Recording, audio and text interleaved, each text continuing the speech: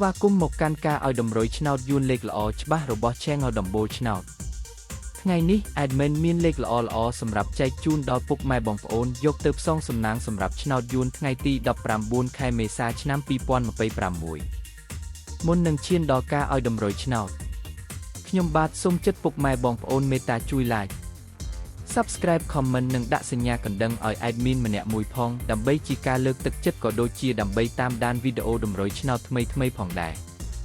ឥឡូវកុំឲ្យខាតពេលយូរតោះយើងទៅតាមដានតម្រុយឆ្នោតយួនទាំងអស់គ្នាចំពោះឆ្នោតពីរលេខគឺមានលេខ64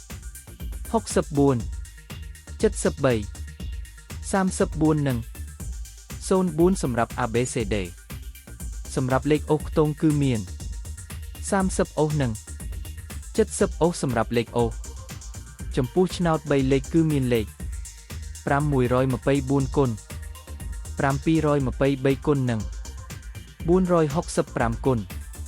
បាទឥឡូវនេះវីដេអូតម្រុយឆ្នោតរបស់ Admin គឺបានដល់ទីបញ្ចប់ហើយខ្ញុំបាទសូមជូនពរពុកម៉ែបងប្អូនដែលបានយកតម្រុយឆ្នោត Admin យកទៅផ្សងសំណាងជូនពរឲ្យហេងៗគ្រប់គ្នាចាក់ត្រូវគ្រប់គ្នាជម្រាបលាជួបគ្នាថ្ងៃស្អែកបន្តទៀត